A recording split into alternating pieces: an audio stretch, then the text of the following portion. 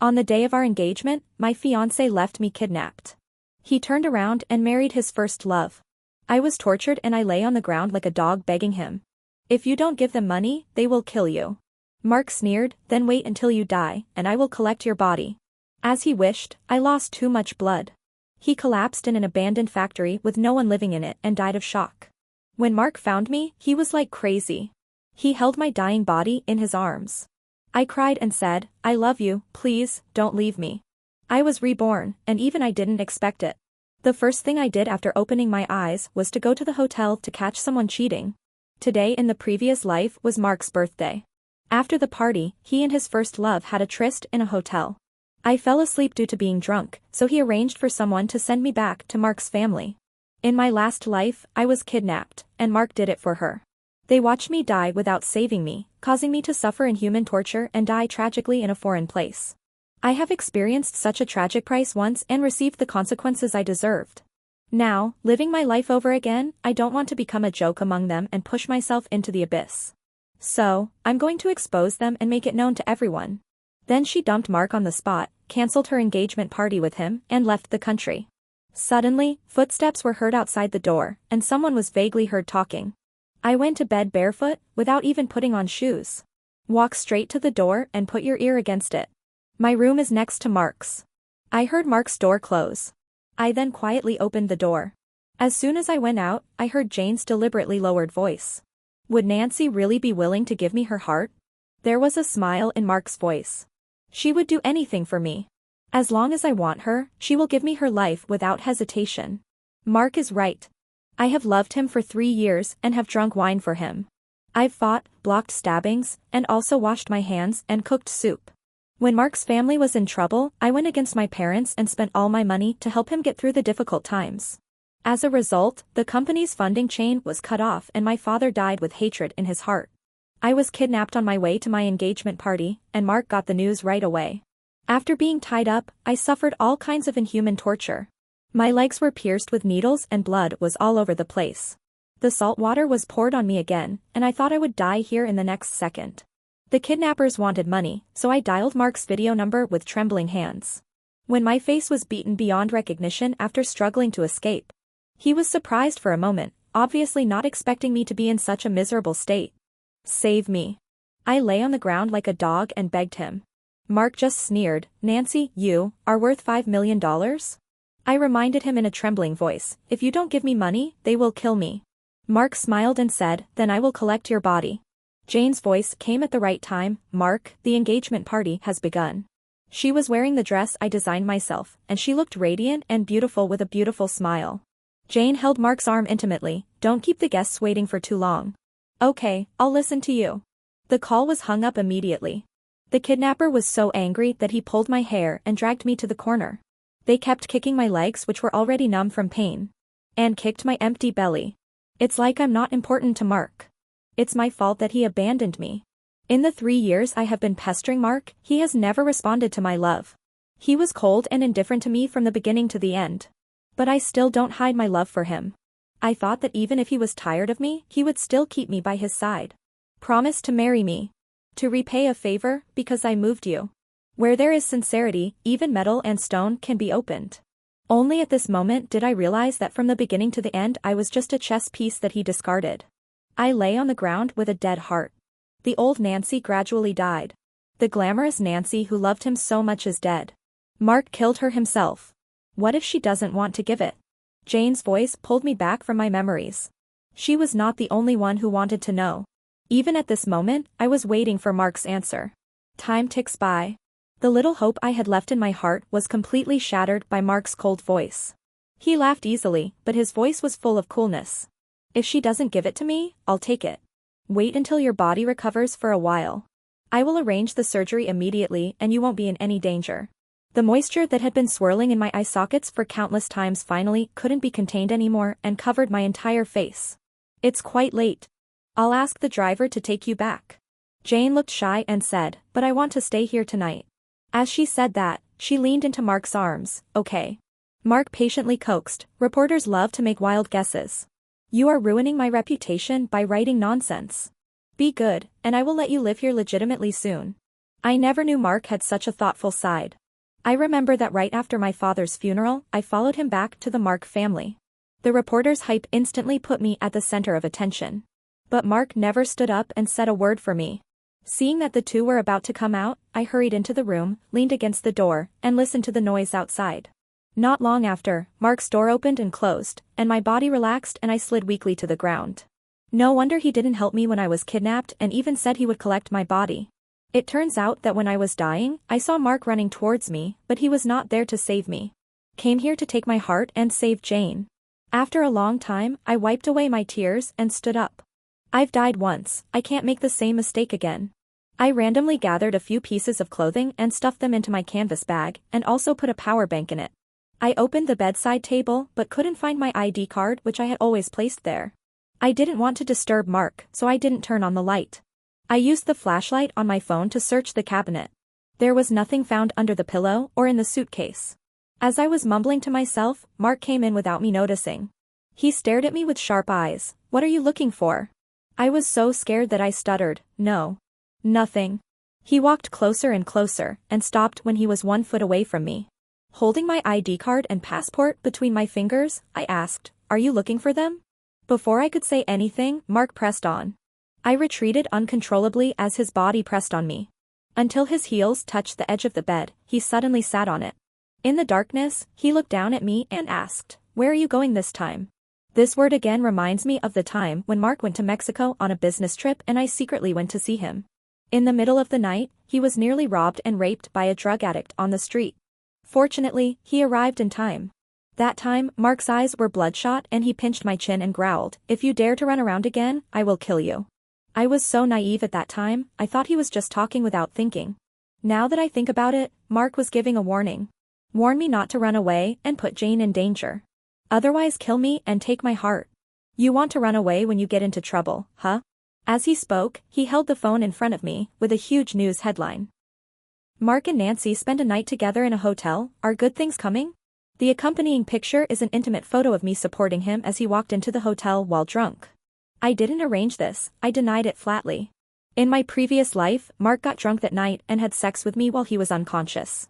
In order to force marriage, I deliberately leaked these intimate photos to reporters. But I'm only going to give the news to the reporters tomorrow, how come it's exposed tonight? Mark's gloomy face suddenly turned into a smile. "I have officially announced my engagement to you, right now." "What?" I looked at him in disbelief. "What's wrong?" Mark pinched my chin. "Isn't this what you want?" In my previous life, this was indeed what I had always dreamed of. However, I loved him recklessly, but in the end, my company went bankrupt. His father died, he couldn't get the love he wanted, and he was kidnapped and killed. Now that I have the chance to live again, I must stay away from Mark. Worried about alerting the enemy, I bit my lower lip tightly. I just feel it's too hasty. Suddenly, Mark's cell phone rang, and he swiped the phone open while walking towards the window. "Mark, I saw the news, why did you?" Although Mark lowered his voice, I could still understand what he said to Jane through lip reading. "I neither like her nor will I really marry her, it's just a temporary measure." After living my life again, hearing him say this with my own ears, my heart still aches like needles. Mark comforted Jane a few more words before hanging up. When he looked at me again, there was a darkness in those ink-black narrow eyes. "The day after tomorrow is our engagement day, so don't run around." I nodded in mock obedience. I didn't know it at this time, but Mark had me under house arrest. Mark smoked in the living room on the first floor all night. I couldn't find a chance to escape, so I fell asleep in bed in a daze. When I woke up again, it was already noon the next day and Mark was not at home. "Ms. Nancy, are you going out?" I subconsciously tightened the canvas bag in my hand. "Well, I have to go out for something. Mr. Mark has explained that for your safety, you can only stay in the villa for the time being. I'm just going to the supermarket and will be back soon." Nanny Ivy looked at me warily and said, "If you need anything to buy, ask them to run over." As he was speaking, 2 men in suits who had been guarding the yard came in and stood at the entrance, one on the left and one on the right. Only then did I realize that Mark wanted to keep me locked up until Jane had surgery. Ivy quickly brought out a bowl of fish soup. As I approached, a strong fishy smell wafted into my nose. A strong feeling of nausea immediately surged into my chest, and I quickly covered my mouth and ran to the bathroom. I vomited out all the stomach acid and felt dizzy. It took me a long time to stand up. Ivy stood at the bathroom door, as if she knew something. Ms. Nancy. Your reaction is the same as my wife's when she had morning sickness. Could you be pregnant? Boom boom. My heart started beating violently, and I recalled my last menstrual period in a confused state. A bad premonition came over me like a tidal wave, and my heart beat faster and faster. The dizziness I had just felt was getting worse and worse. I just tried to stand up by holding onto the sink, but everything went black in front of my eyes and I lost consciousness. I woke up in the hospital, and when I opened my eyes, Mark was talking to his doctor friend Frank. The reason for fainting was that she had just become pregnant, her body was still a little weak, and she was probably stimulated again. My tightly closed eyes could not help but tremble. I was really pregnant. But it is obvious that this child did not exist in the previous life.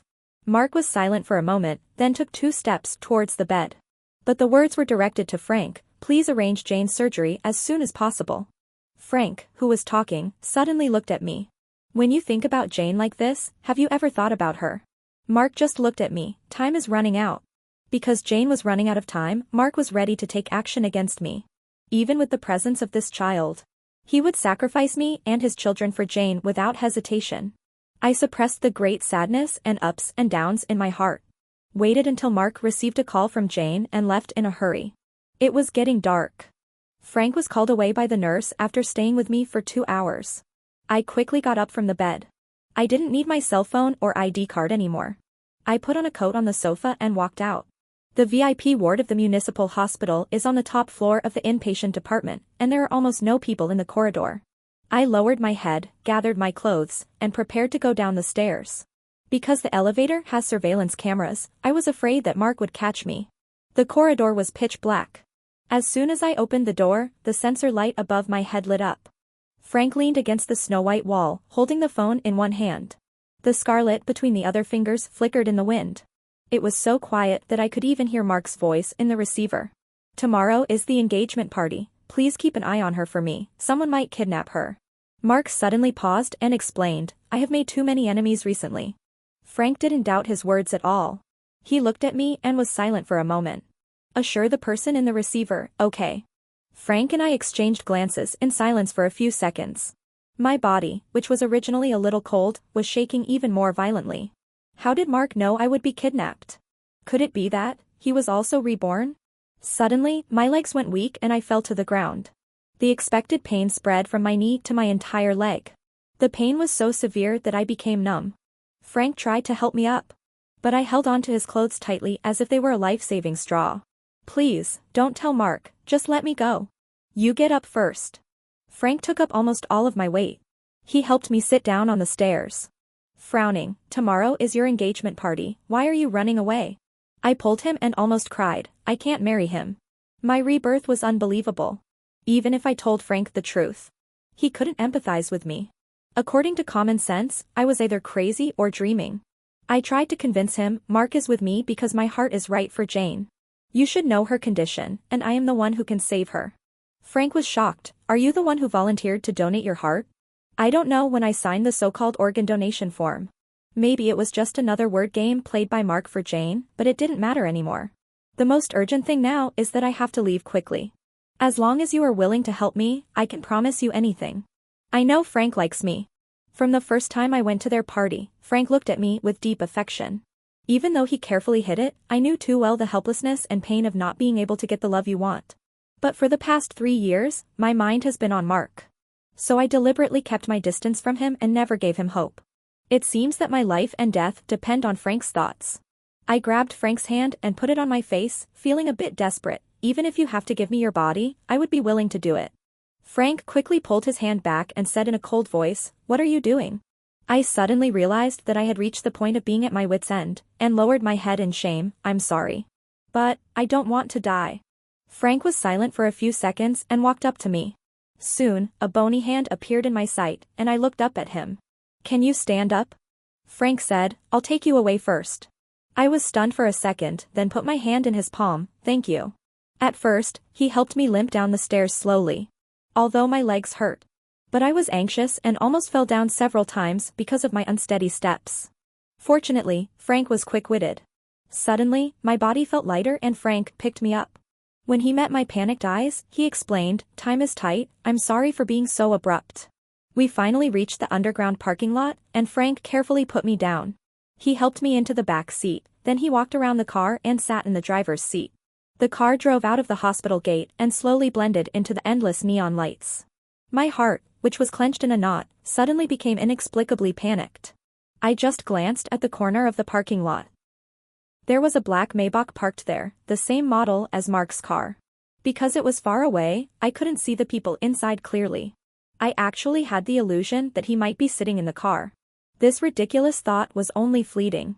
If it was really Mark, he wouldn't let Frank run away with me. But I didn't know that Mark was actually sitting in the car at that moment. Shortly after we left, he made a phone call. Soon, Frank's car drove into an old residential area. He led me upstairs to an apartment with 3 bedrooms and 2 living rooms. He took out daily necessities from the cupboard and handed them to me. "I bought this house a few years ago. It will take him a while to find it, so you can live here first." "Thanks." Frank settled me in the master bedroom. Just as I was done cleaning up, his phone rang. He gestured to me, walked to the living room balcony, and then the call was connected. I don't know what the person on the phone said. Frank suddenly frowned, looked at me and said, "I understand."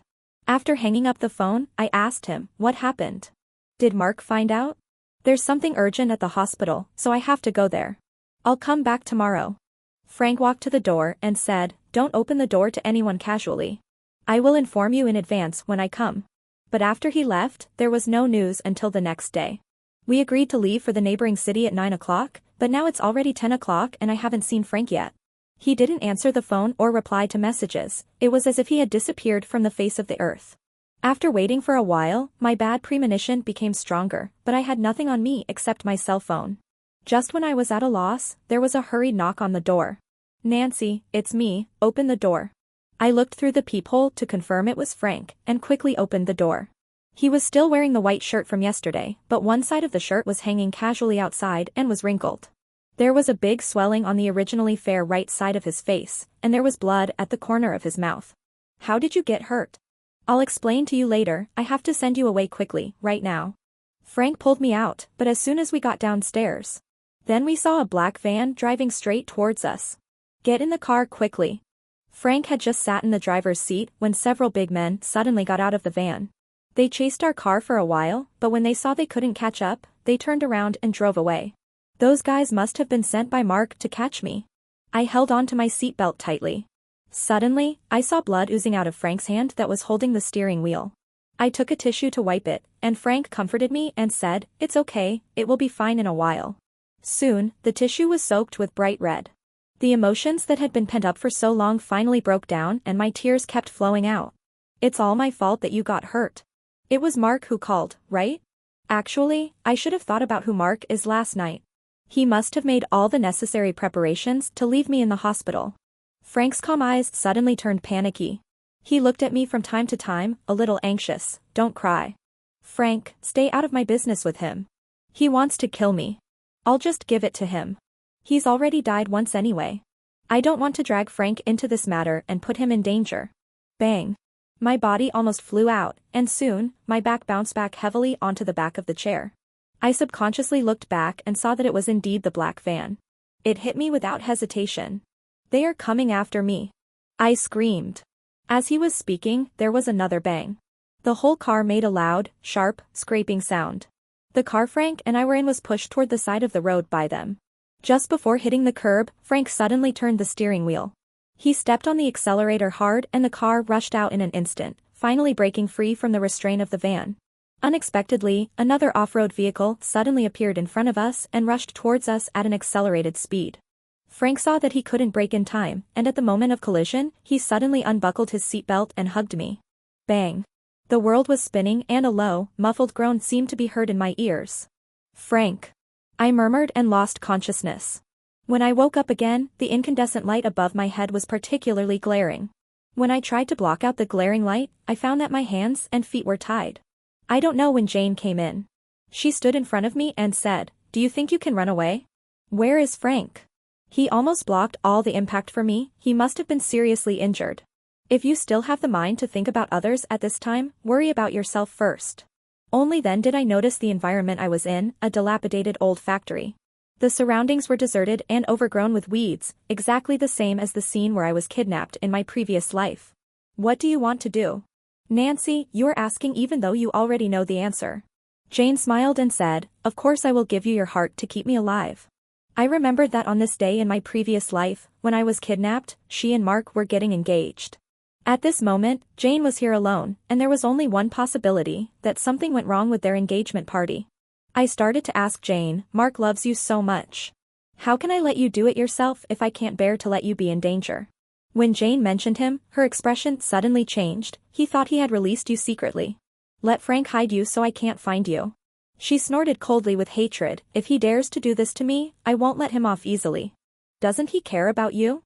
I'll let him see with his own eyes how miserable I torture you. Jane only gave me a look, and the two men standing at the door walked straight towards me. One of them pulled me towards the corner by my hair, then kicked me in the stomach. I cried out in pain, and felt something heavy pressing down on my legs. Jane pointed her phone at me with a hideous smile on her face. My lower abdomen was in excruciating pain. I held it tightly. It seemed as if I could feel that silent life was about to leave me. Jane's phone rang and she pointed her camera at me. I endured the pain and looked at Mark on the screen.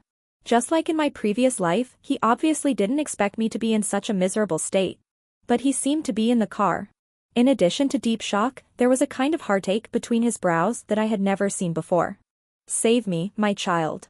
I can't say, if Jane knew the existence of this child. There must be no chance of his survival.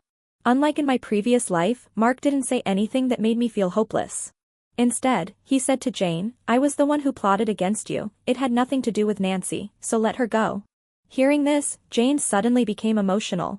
She yelled at the person on the screen, you calculated my feelings. You caused my father to get arrested, I won't let you go. Don't you love her and care about her? I'll make you watch her die, in excruciating pain. Jane said as she threw her phone to the ground. One foot stepped on my finger, Nancy, you deserve to die. I don't know how much time had passed, but I started to lose consciousness of the pain in my body. There was a commotion outside the warehouse, and then a black shadow was thrown heavily to the ground. I raised my eyelids weakly and suddenly saw Mark at the door. It happened in the blink of an eye. Mark just ran up to me. Jane got a dagger from somewhere. With the tip of the knife against my throat, I yelled at the person in front of me, if you move forward again, I will kill her. Mark stopped immediately. Okay, I won't move, and you don't hurt her. I lay on the ground and looked at him. Frank, how is he? Mark said in a hoarse voice, he's fine, in the hospital. That's good. I licked my lips subconsciously. The strong smell of blood immediately filled his mouth, but he heard a sneer above his head. You tried every means to save her, but she was thinking about other men. Mark, are you a scumbag? Deliberately released the photos, and used the excuse of stabilizing the company's stock price. It was just to protect her. From that moment on you knew I was going to take action, right? Jane snorted, I was so stupid to think you really wanted to marry me for the sake of profit. It turns out that the pit had been dug long ago, waiting for me to jump into it. She looked at Mark with gritted teeth, you deserve to die. Yes, everything has nothing to do with Nancy. You hate me. I will swap with her and you can do whatever you want with me. Jane held the tip of the knife to my skin. Do you think you are too smart or I am too stupid? If I let her go and let you be the hero to save the damsel in distress, forget it. You caused my father to get arrested and the company to change hands. I will settle this account with you. She raised her head and said with a smile, but, you want to save Nancy. Let them tie you up, and I'll let her suffer less. Good. Mark said, taking 2 steps back. 2 big men were walking towards this side. Suddenly, he stepped forward vigorously. Before Jane could react, he kicked her in the arm. The dagger fell with a sound, and the woman fell to the side in panic. Mark turned around and swiftly avoided the 2 people who rushed over. He squatted down and held my shoulders with his hands shaking slightly. How are you? Jane suddenly went crazy, grabbed a dagger and stabbed me. My pupils suddenly dilated, but I didn't have the strength to escape. Mark suddenly stepped in front of me. He grabbed the blade that was already within reach with his bare hands. He kicked Jane away, and she fell heavily to the ground and fainted. The big man who was just standing aside suddenly rushed over. One person was in front, and one person hugged Mark from behind. During the struggle, it was unclear who had the upper hand. A siren sounded from far away. The 2 men who were still fighting with Mark became panicked and fled. Mark was freed from his restraints and suddenly half knelt on the ground. He took a look at the blood that was constantly flowing from his left abdomen. He raised his hand to cover it, then stumbled towards me. I had a dream, a very long one. In my dream, I was seriously injured and lying on the side of a road in the wilderness. Blood was oozing out from my abdomen. Suddenly, I saw Mark running towards me in a panic. I slightly opened my eyes and looked at the tall figure wrapped in this cluster of light. Slowly, my hands and feet became cold and my gaze became dull. But Mark's voice echoed in my ears again and again. "Nancy, don't sleep." He ran all the way holding me in his arms, because of the excessive blood loss. My consciousness began to fade, and I seemed to hear someone crying. "Don't leave me, you hear me?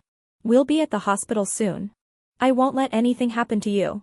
Nancy, you said you would haunt me for many, many years." He kept talking in my ear, and I didn't know how long it had been. I feel like I'm being tossed around.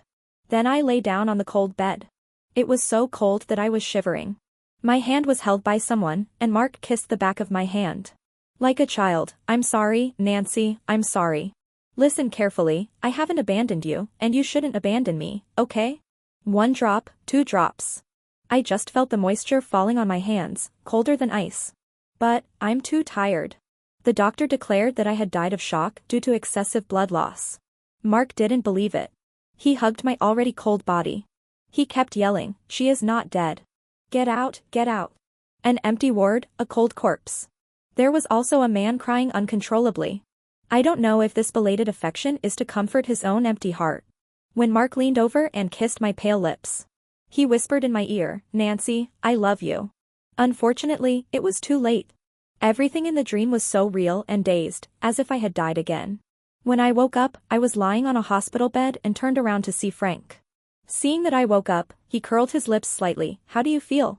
I looked at his bandaged left hand and said in amazement, "Your arm." His face was covered with wounds, but he still smiled. "It's okay, just a minor fracture." He was probably injured when he was protecting me. I propped myself up and tried to get up. Suddenly, I felt a warm current under my body. I subconsciously shouted, "My child." I looked at Frank in panic, his brows were filled with deep heartache. "Just to comfort me, maybe your destiny has not arrived yet. The child is gone. I should have thought of it earlier. He was so young, how could he withstand the blows from being kicked again and again? Blame me for not protecting him. Thinking that he came into this world in vain and left quietly. My chest felt like it was stuffed with a ball of cotton and I couldn't breathe. I could only gasp for air. Frank held me with one hand and let me lean against him. Gentle hands patted my back again and again. It's like coaxing a child. "It's okay, if you cry, be good." Mark leaned against the white wall outside the ward, silently listening to me venting my tears in the ward. The heartache that began from the moment I signed the abortion consent form. The unbridled collision in his chest was beyond measure. Although it was a helpless decision, he still felt that he was the culprit. This pain is exactly the same as the feeling I had when he watched me die in his arms before I was reborn. It is a kind of torture close to death. It was then that Mark realized that I had already firmly established a place in his heart. He couldn't bear my departure and expressed his belated love for me in an almost extreme way. At the moment of rebirth, Mark was surprised and happy because I appeared in front of him unharmed. However, seeing me timidly preparing to leave him, Mark was sad and heartbroken. I couldn't help but expose my escape plan. Since he knew that Jane was involved in the kidnapping, his revenge chess game has already been set. The chance to live again in exchange for obsession. He must change the ending between him and me. But unfortunately, an unexpected child appeared. In the hospital, Mark knew this was his last chance to send me away. Because before her rebirth, Jane took action on the day of her engagement. I don't know when Frank came out.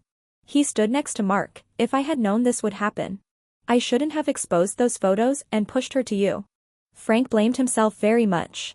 If it weren't for the photos, I wouldn't have suffered so much. Mark thought for a moment that Frank's sudden intervention had disrupted his plan. Perhaps it was destined that something would backfire. He broke the opener again, but had no control over the process and the outcome. I was arrested just like that, I was beaten just like that, and I almost died just like that. Mark slowly closed his eyes, the wound in his abdomen hurt a lot, and his heart hurt even more. She said, "Thank you for saving her, our grudges have been settled, and we don't need to see each other again in this life."